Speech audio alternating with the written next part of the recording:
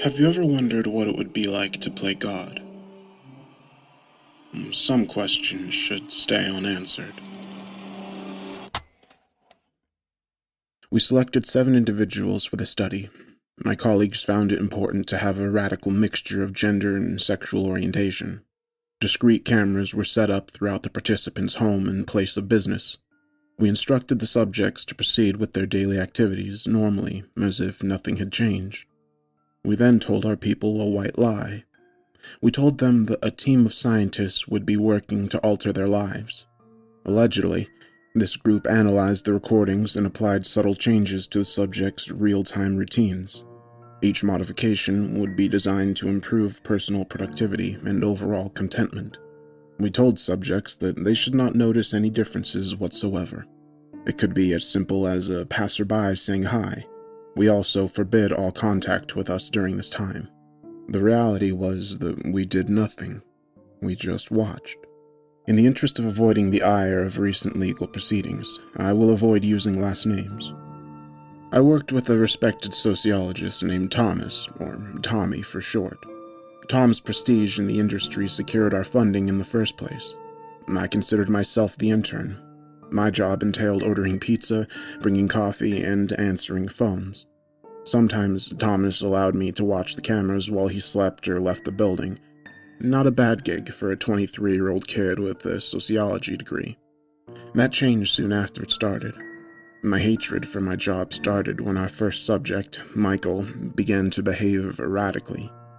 The biography listed him as Subject 001, a straight white male, aged 28.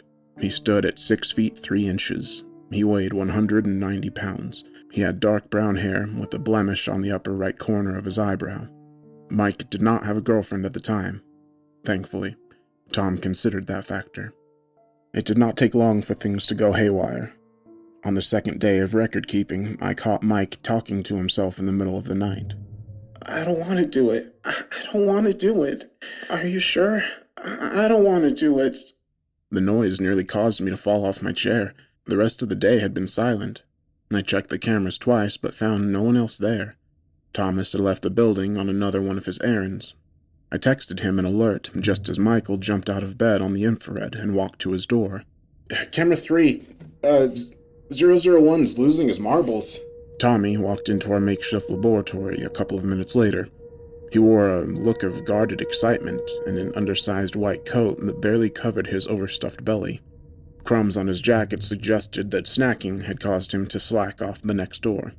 Yet again, Tom looked fascinated when he saw the screen. He watched the monitor over my shoulder like a parrot. Michael banged his head against the wall. My colleague sounded downright giddy when he exclaimed, "Oh, what's happening? Record this, kid." I did not know what it meant, but I followed orders. After about 23 headbangs, Michael stopped moving. We waited and watched for 10 minutes. We checked his vitals. Somehow, Michael was not injured. He only fell asleep, standing up. It is an eerie feeling to watch a man on the verge of losing his mind.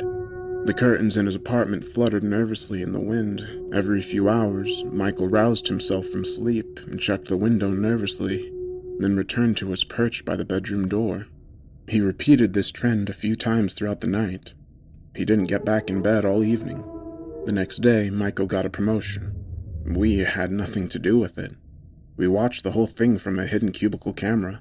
Michael's boss sounded truly grateful. She considered Michael's job performance to be worthy of recognition. To boot, the firm had been particularly successful that quarter. That meant a big bonus. The shit-eating grin on Michael's face told us that he considered the experiment to be responsible. Our subject got very drunk that night. We did not capture the bar in our video feed. I did, however, catch his walk of shame home sometime around 2 in the morning. I adjusted the audio and found the guy talking to himself once again. I don't want to. Are you sure? I don't want to. Michael walked into the apartment and flicked the light switch. The room remained quiet and empty. He repeated his favorite little phrase over and over again. He futzed around in the living room in an apparent panic. I don't want to. Are you sure? I don't want to do it. I don't want to do it. Are you sure? I don't want to do it. It annoyed me, to be honest. I started to doubt my colleague. Unstable subjects tend to skew results. I had not considered the more dire consequences at the time. Who's he talking to? I asked. Tom didn't answer. Michael walked toward the kitchen and grabbed a glass of water from the fridge. His movements seemed extremely erratic. The overall behavior reminded me of an animal with rabies, especially the way one leg dragged behind the other. Suddenly, as if hearing something, Michael stopped and stared out of the kitchen window. The water spilled all over the floor. Michael stayed in that position for 5 minutes. Then, he offered one last line in the direction of the kitchen door. Are you sure? Then he sprinted outside without another word. Switch to camera 4! Tommy barked over my shoulder. I did as I was told. I swear, that's it. The memory of this still keeps me up at night. Michael's drunken shape came back into focus on the green grass of the apartment complex. The receiver taped to his chest captured rapid breaths as his haphazard footsteps traced the path that led in only one direction. Headlights and horns blasted only 50 feet away. The freeway. Tom, this is a problem. This is a big fucking problem. I must have repeated that phrase at least 1,000 times, but my pleas were ignored by my wide-eyed companion. I grabbed the office phone and quickly tried to find an emergency contact. All the while, Michael teetered in between traffic carelessly like a missing toddler. There's nothing we can do, Tom muttered. What do you want me to say? Michael's body exploded the moment it met the tractor-trailer. He died that day. Our benefactor compensated the family handsomely. Litigation was temporarily avoided. The God experiment continued with the remaining subjects, uninterrupted, for 5 weeks. The God experiment's second trial claimed a 29-year-old woman. Her name was Caroline. According to the bio, the subject stood at 5 feet 3 inches. She weighed 135 pounds. Caroline had dirty blonde hair that met mildly hazel eyes, with astigmatism affecting both lenses. Survey results indicated a surprising lack of romantic partners in the picture. Regardless, she was a female who pursued men exclusively. That fact checked Tommy's second box. So enter Subject 002. Caroline lived alone in a small apartment close to home. She preferred it that way. The short distance made it easy to check on her mother, Jacqueline, twice a day. Jacqueline suffered from stage 2 breast cancer, and the debilitating results of chemotherapy just started to take effect around the time of our study. But she never complained. Some had it worse. Her dad died from the same disease years back. Nobody wanted that. Her brother was working now, and Caroline considered that a good thing, but no one knew how long Sean could stay employed. Minimum wage positions tended to be seasonal. She told friends on the phone that the new job seemed lucrative but scary. What if something could happen to him? If she lost either one, she might just lose her mind. And so, late at night, Caroline prayed. I liked to listen to the audio while Tommy snored in the hallway. She asked God for the same thing we all do. A game-changing cure for her mom, maybe, who started to look thinner every day. Perhaps her brother could land a manager position at that new store in town. He has so much potential, she would say. Her voice rose slightly past a whisper every time she repeated that line. Give him the strength to apply himself this time. Caroline also asked God if it would be time to meet a man worth the wait. That last one seemed a lot less important than the rest, though, and stayed noted as such in all prayers. She repeated the routine every single night. Nobody ever answered. That changed in the second week of our study. Jacqueline had an important doctor's appointment in the morning. Her daughter stayed up late in the night with worry. She said 17 prayers, 6 Hail Marys, 6 Our Fathers, and 5 personalized messages to the big man himself. Somehow, the kid got something right. Excitement overwhelmed the car's audio the moment the two of them got inside. Jacqueline spoke with an apprehensive tone at first. Wait, I can't hear that, doctor. He mumbles when he talks. The chemo actually worked? The backdrop of the corporate parking lot suddenly painted a beautiful scene. Mother and daughter embraced for several long moments. Static from their windbreakers corrupted the microphones for a moment. They both wiped tears from their eyes as they sat back in their seats. The chemo actually worked. Caroline coughed a couple of times to clear her voice. Doctor said you need some follow-up scans, some new medicine, but but no more treatments. She paused and looked at her mother with admiration. You're in remission, young lady. I paused the video. The moment caused me to tear up as well. The poor, battle-worn woman smiled brightly underneath her wig. She looked young again. I guess the recognition of salvation took off 10 years. It was beautiful to see something good happen, finally, in a string of so much bad. Tommy appeared over my shoulder. Screenshot that. I did as I was told. We resumed the video a second later. Call your brother. He worries. Caroline's mother usually wore a gruff and unfriendly expression, but today, nothing could contain the excited sparkle in those weary eyes. And let's get a drink. Oh, he's on speakerphone. He called us. Caroline giggled. Sean, can you hear us? The confident young man crackled through the secondary audio. Well, guess who just became a full-timer? Both of Caroline's wishes came true that same day. And so, the family celebrated well into the night. They chose a restaurant on the outskirts of town.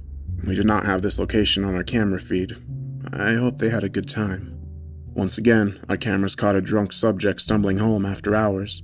I was alone at the time. When I enhanced the audio, her nervous voice caused my blood to run cold. Are they okay? Okay. Are they okay? Okay. Are they okay? Okay. Caroline mumbled the words on a loop like a depressing song. Are they okay? Okay. Are they okay? Okay. Are they okay? Okay. Tommy promised his wife a real dinner for the first night, and who knows how long. I promised to cover. I called and texted him about 1,000 times. Subject 002, same symptoms. We can't let this fucking happen again. Answer the fucking phone, Tommy! I did not receive a response. Caroline teetered around her family room in confused, stuttered steps. She repeated her new phrase to the empty room a few more times. The whole thing seemed bizarre. Too bizarre for just a crazy night of drinking. I did not think drugs could have been involved, at least not voluntarily. The girl didn't even keep alcohol in the house. After 5 minutes, Caroline walked to the door and stepped into the rain. The temperature read 43 degrees Fahrenheit. She did not have shoes, a sweater, or a hat. I swapped through views as quickly as possible in order to catch up. After a few moments, the second camera found our subject in her backyard. A dusty cornfield sat on the corner of the rural property, and Caroline walked toward it slowly. She did not look worried or appear to be in a rush. The mic caught cool, calm, and collected breaths through the rain. In fact, for the first time in the entire experiment, she seemed at peace. Blood pressure and vitals lowered to healthier levels. Her pulse did not indicate any issues. Caroline reached the edge of the cornfield before long. She turned and looked one last time toward the house and smiled. Part of me still feels like she smiled at the camera. Without warning, a blunt object struck her head from behind. I sat dumbfounded and helpless as a blurry shape dragged our subject away. The audio caught one last line before the mic fell into the maze. Are they okay? Okay. Subject 002 is still missing to this day. Have you ever wondered what it would be like to watch 7 lives fall apart on camera? Picture yourself on a train ride over a mountain covered in ice, and you hear the avalanche. A monotone rumble of shifting rocks and billowing snow overloads the cold air. That noise can only mean one thing, right? You're sure death is coming. But no one in the carnage screams. No one is crying, and instead, it's calm and quiet, right up until the end. Subject 003 was a transgender male named Courtney. The participant stood 5 feet, 6 inches. He weighed 150 pounds. In the photograph, dark, unblemished skin met stylish black hair, shaved short on one side. Courtney was in a relationship with a female, but the happy couple had not moved in together. I considered camera placement to be ideal inside the cramped studio apartment. From an early age, Courtney exhibited clear signs that birth did not match the right body. Early onset identity crisis led to complexities, including depression and anxiety, that went untreated throughout the teenage years. The madness ended when medical professionals took corrective measures to implement a lifelong dream. He worked in a high-paying job in the healthcare industry and held a padded HSA to boot. He paid for the whole procedure himself. Even still, Courtney's parents ceased all communication. That fact haunted him. Courtney never considered himself religious. Survey results indicated that, with a few major concepts. He believed in a God, he believed in judgment and punishment, and some sort of peace in the end for us all. Like everybody, Courtney had his own issues with the big man or big lady. On the topic of omnipotence, he wrote, "If there is a puppet master, I am his missing string." I found that sort of dark, but he still prayed for some things. The messages delivered by his bedside in the dark of night were to no one in particular. Each offering began with something like, "I don't know if anyone is listening, but..." because it felt safer that way. Easier not to damn yourself with one if you've got a chance with another. He prayed for his family to talk to him again. He prayed for acceptance. He prayed for his little sister's health, and another promotion, and better medication, and less makeup. But most of all, he asked for something most may be able to understand. He prayed for enough money to make his girlfriend a wife and start a life. In the second week of our study, things seemed to be heading in the right direction. A late-night conversation in the bedroom with Samantha broached the topic of marriage. His little sister, Sarah, texted often and claimed that she felt fine. The course of his career continued to trend upwards, and bonus season claimed another happy participant. However, we began to notice similar symptoms the Tuesday after Subject 002 went missing. Courtney's mother called that morning. The conversation started pleasant enough. She talked about herself, mostly. The gossip at the library, favorite television shows, the usual. However, the topic eventually led to where it always does. Her father's drinking problems. Dad must have heard the last part when he walked by. He offered one soul-crushing bit of advice into the receiver while Mom tried to escape the room. "Tell my little girl I say hello." Tom and I were both in the office at the time. The results of that single sentence were almost too horrible to bear. Courtney was in his car and approaching a bridge. The phone line disconnected, but he still screamed into it anyway. "Mom? Dad? That's it? You have nothing else to fucking say to me? Why'd you even fucking call me? Why the fuck did you do this to me?" The line beeped without sympathy. Something inside the poor man's eyes looked dead inside. It did not require 720p video inside the dashcam to properly characterize the look of defeat and utter anguish. I wanted to help him, but as always, there was no time. Plus, the rules of the God experiment forbade interaction. Tommy looked ready to make an exception when Courtney pulled over and got out of the car. We switched cameras. Our participant stood on the narrow sidewalk and stared into the distance for a couple of minutes. Then he walked forward. The fog had started to pour in at that altitude. Rain had drifted in and out of the area all evening. Quietly, Courtney began to whisper one line on loop, just like all the others. "I am your missing string. I am your missing string. I am your missing string. I am your missing string." Tommy appeared really worried at that moment. He grabbed his cell phone and furiously thumbed a text to a number I did not recognize. Then he reached over and paused my video, and instead pointed to an opposite monitor. The camera 4 showed the inside of the car. "What the fuck is that?" he asked. It was impossible to see any features, but one fact seemed clear. A black shape sat very still in the back seat, at about medium height. After a few moments, the door opened beside it and something exited in the opposite direction. We frantically adjusted the cameras to get a view, but there was no one else in sight. I resumed the video and checked on Courtney. He dangled carelessly off a support beam as I repeated my favorite slew of curses. The cold, hard ground several hundred feet below did not seem to be worrying to anybody but Tom and me. "Where do all missing strings go?" Courtney asked our audio feed. Then, he slipped off his shirt. He unattached the microphone. He finished one final sachet around the pole. Then, Subject 003 took a dramatic swan dive into the below. I still wonder about his question. I don't think anybody really knows. Michelle was a transgender female who never quite adjusted to the cameras in her home. That fact alone made her much smarter than the rest.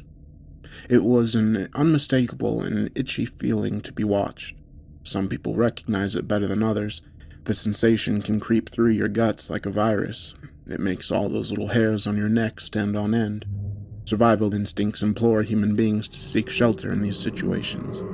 It is always best to avoid the eyes of the hunter, but if there is no way to be sure of safety, what if the lion has eyes in every corner of the jungle? Subject 004's survey indicated a hermit-like behavior. She had few family and friends. Her employer was an online blog that allowed employees to work from home. The topics of conversation for this site were nothing short of the usual dog shit you see in National Enquirer and similar publications. Popular headlines included, "Woman marries alien, Bigfoot kept lumberjack as love slave," and more of the usual attention-seeking crap. The more absurd, the better. Michelle had been with the company for nearly 10 years. Her articles on conspiracy theories built a reputation that stretched across the country. Nevertheless, the layoff at corporate headquarters claimed her job in the second week of our study. As with past participants, our video caught all the gory details. Our subject cried in bed for days. She did not leave her apartment for a week. Doctor appointments stayed canceled, groceries were delivered to the house, and the few friends remaining offered nothing outside of a few half-hearted text messages. So it goes. Michelle pursued the employment market relentlessly. Personally, I thought this indicated a willingness to take life more seriously. The resume compiled online looked impressive to my untrained eyes. She called and begged several other companies that claimed to be hiring. She filled out 1 million applications online, but I suppose the job market is tough for the type of person who once wrote that her landlord is a lizard. Most newspapers insisted on more serious experience. A few fellow blog sites openly laughed during interviews on the phone. The windfalls of hope and repeated disappointment became tough to watch. All these factors added up left Michelle at home, all day, alone. She turned to alcohol somewhere around the 3rd week. Tommy blamed the strange behavior that followed on her excessive drinking. I remained unconvinced. The warning signs that I had come to identify seemed to be repeating themselves in Subject 004. One hungover morning, Michelle moved a chair to a blind spot in the kitchen. She sat there for 4 hours. The entire apartment stayed quiet during this time. When Michelle emerged, she seemed suspicious of everything from the cat to her own shadow. She searched the apartment endlessly for something, and that made us worry. During setup, Tom etched one of our cameras into the wood of her nightstand. Sure enough, she found it, after tearing apart the whole room. She talked to us openly from that point on. That revelation certainly affected our test results, but as always, our responsibility stayed the same. Interference and correction did not present itself as an option. We were only observers. The camera became a prop of Michelle's bout of self-destruction. She carried that and a bottle of Jack Daniels everywhere. She talked to both as if live streaming. Most of the messages were incoherent and similar to the nonsense she used to peddle for a living. Reporting live from the kitchen, water has turned to a mysterious brown color. Back to you, Doc. Reporting from the bedroom, something is scratching underneath my floor. Can you guys hear that? Reporting from the den, someone is outside my door. Is that one of you? Nothing I saw or heard on screen confirmed her theories. However, my concerns started to get more serious when Michelle refused to sleep. 2 days without rest turned to 3, and 4, and 5. Her behavior became manic. On several occasions, I caught her staring at the walls for hours at a time. Soon enough, Michelle found the remaining cameras. She took to hiding in blind spots that made it impossible for me to see her after that. The frequency and length of the live streams radically decreased. I hoped that wherever she went, Michelle finally found some sleep. The apartment was always very quiet during that time. There were no other voices inside. One morning, many days later, someone knocked at the apartment door.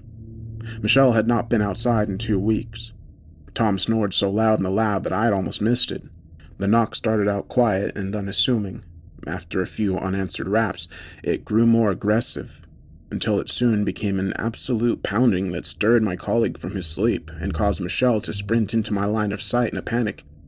Do you guys hear it now? We did. What do I do?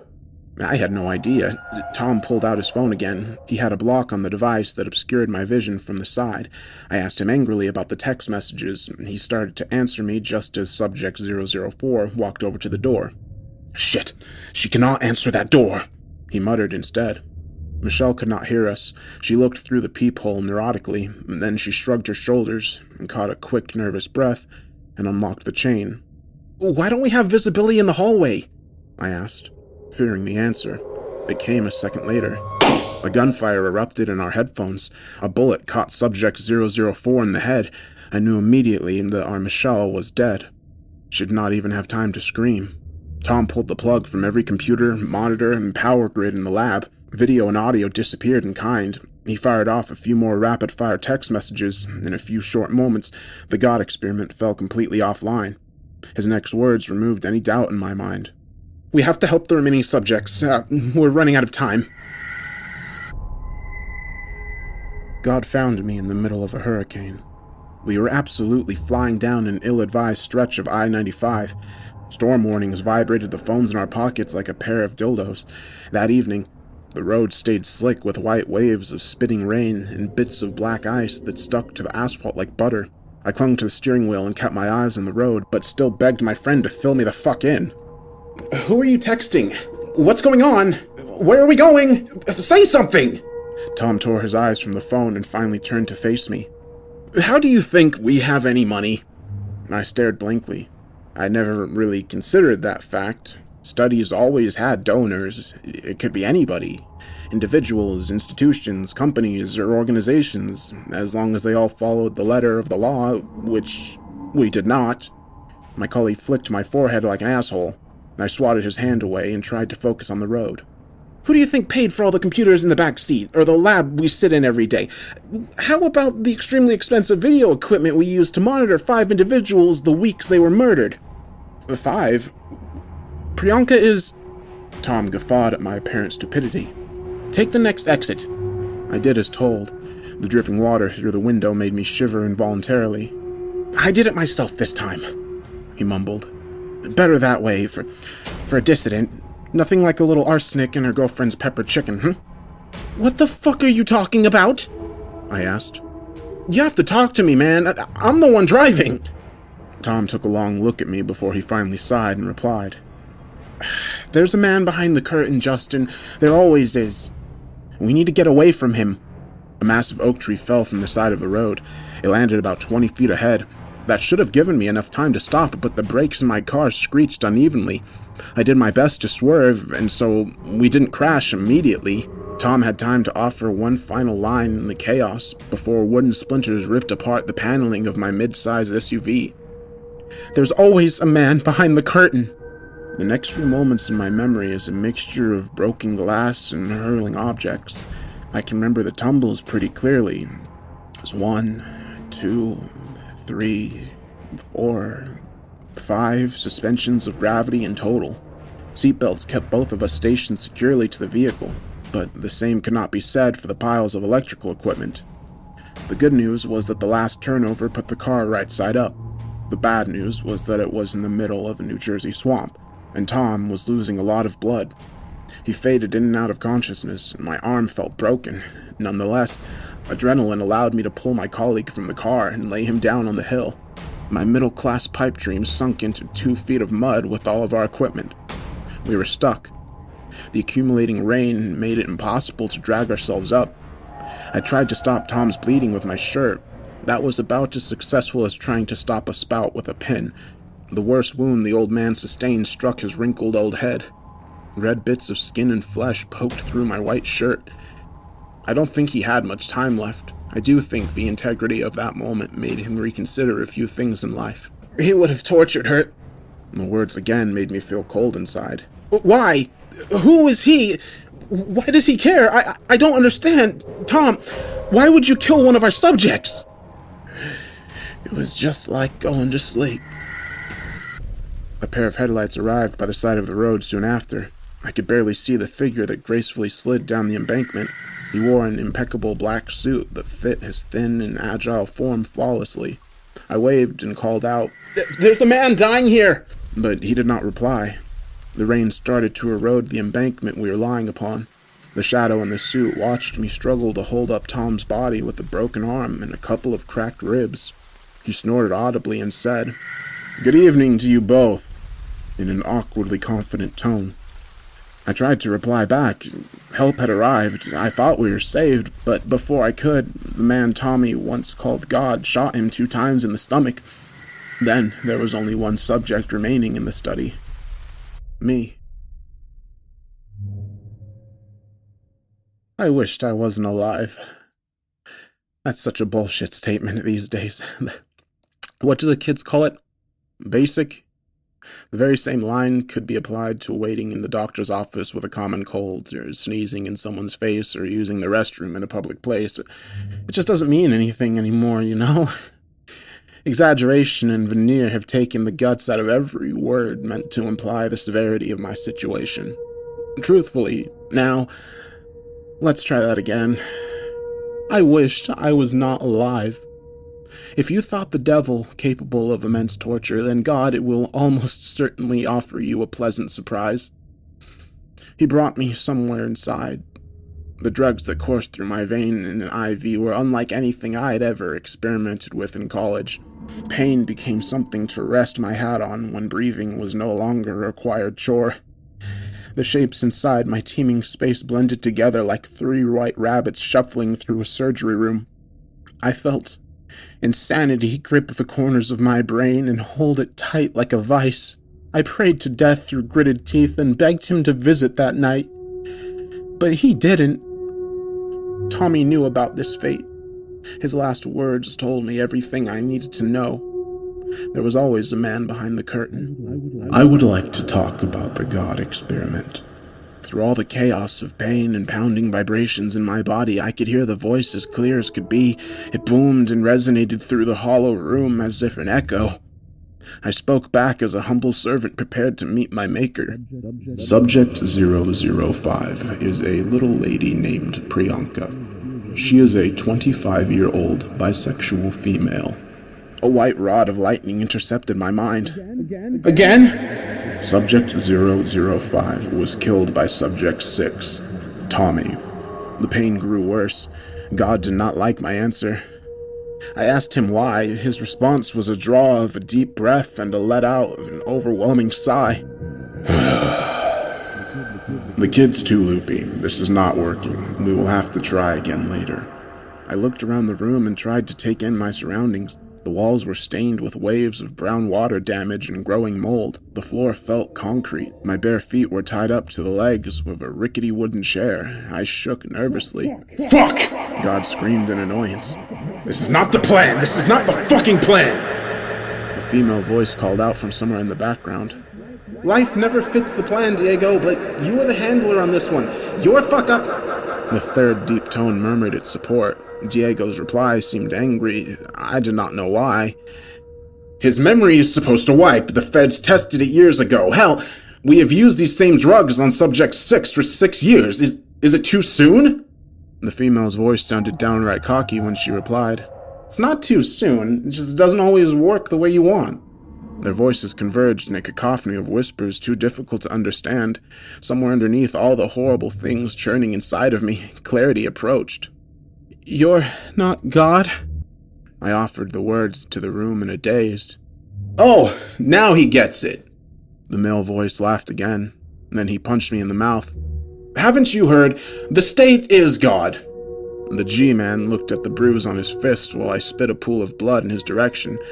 It all added up in that moment. The subjects were dissidents. They were destined to die because our government wanted them to die. Our purpose in the God experiment was only to ensure death came at the right time. We have to kill him. The Attorney General... The lady cut off her partner. The AG doesn't know anything. They both paused. Do you hear that? I took the momentum of the moment to throw my chair to the floor. The struggle that ensued did not favor my side. I broke the legs and managed to scurry free, but soon enough, the third giant crow wrapped his arms around my arms while the other 2 punched me. When Tom burst through the door to our unlocked room, I outright laughed at his sheer stupidity. The fat man was covered in blood. It dripped from his head and lab coat like an absurd C-rated horror movie. However, his next few actions were nothing short of heroic. Without them, I would not be alive to tell this story. Thank the Lord, Tom brought a big old gun with him. 2 bullets caught my attackers immediately. The third let go of me just before Tom shot him in the ankle. I stumbled out of the room and escaped the scene of the crime just in time. Tom caught 1 more bullet himself that night. He died alongside the same men that ruined his life. The government selected 7 subjects from radically different backgrounds.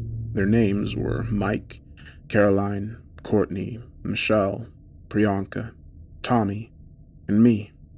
The reason behind multiple genders and orientations seemed pretty simple. Our handlers wanted to prove a point during this run of the God experiment. Everyone is vulnerable at any time. Anyone can be taken care of outside of the public eye. The subjects we watched were targeted for execution by the same government that collected their taxes, and so on. There is no more apt description for our commanders-in-chief. The state is God. If you ask for more answers, I am afraid they are in short supply. For the past 6 months, I have been forced to hide. I do not know why feds allow me to be alive. I can feel their eyes every time I go to bed. Just before I submitted this final update, the camera on my laptop flickered red. The state is watching me, and they're watching you too. I only wanted someone else to see.